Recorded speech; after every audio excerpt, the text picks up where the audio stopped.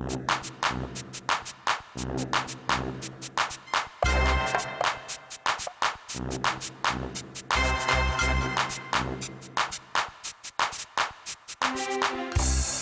any agama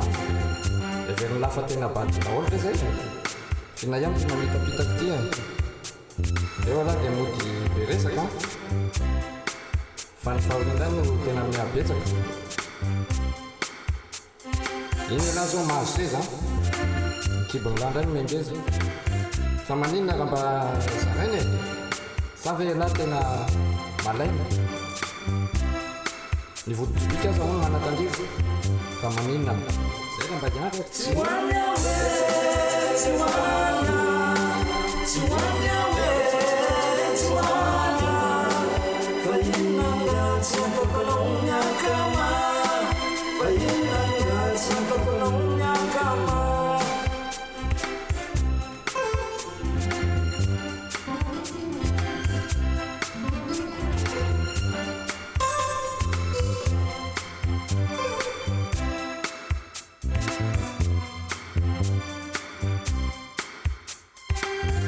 zaky antanlavitra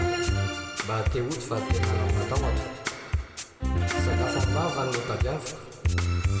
saosanatreanao naka tsy ho avitra